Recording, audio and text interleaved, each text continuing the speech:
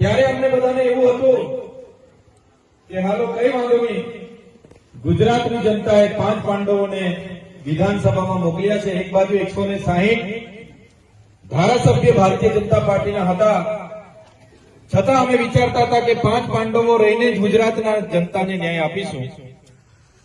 પણ દુઃખ સાથે કહેવું પડે છે, તમારો બધાનો વિશ્વાસઘાત કરીને તમે જે વિશ્વાસ મૂક્યો એ ઉમેદવારે પોતાના નિજી સ્વાર્થ, અંગત સ્વાર્થ ખાતર ભારતીય જનતા પાર્ટીમાં શરૂઆતથી જાઉં કરીને જતા રહ્યા. 3 દિવસમાં જ જતા રહેલા, પાછા વાળી લાવ્યા સમજાવીને, પણ જતા રહ્યા. એનું દુઃખ છે આપણને. કેમ કે આજે કામના દિવસો હોવા છતાં આ સમયે પેટા ચૂંટણી આવી છે.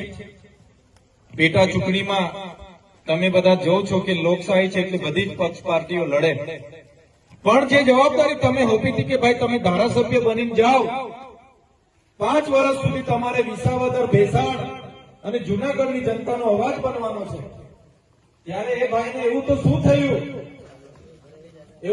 થયું કે એમણે ધારાસભ્ય તરીકે રાજીનામું આપીને ઘરે બેસી જવું પડ્યું.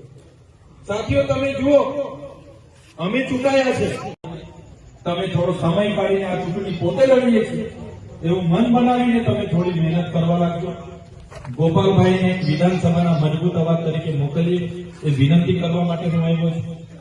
ભૂતકાળમાં સરકાર ડબલ એન્જિન સરકાર કરીને જીએસટીના 28% જીએસટી આપણા ખેડૂતોની તમામ સાધન સામગ્રી પર નાખી દીધી.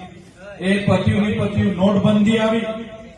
નોટબંધીમાં તમે વિચાર કરો, આપણા વડાપ્રધાન શ્રી આપણને કીધું કે ભાઈ નોટબંધી આવવાથી એટલું બધું નાણું આવશે, આતંકવાદ બંધ થઈ જશે. શું આતંકવાદ બંધ થઈ ગઈ? નોટબંધીથી આતંકવાદ બંધ થઈ ગયો ભાઈ? નોટબંધી થવાથી દેશના તમામ નાગરિકોના ખાતામાં 15 લાખ રૂપિયા જમા થશે. કીધું તું ને આપણને, યાદ છે ને બધાને? 15 લાખ રૂપિયા ખાતામાં આવી ગયા ભાઈ. આવ્યા ભાઈ? પાછળ વાળા બોલતા નથી, તમારા ખાતામાં આવ્યા છે 15 લાખ રૂપિયા? આવ્યા હોય તો કેજો, અમે જૂઠા નહીં પડીએ. પછી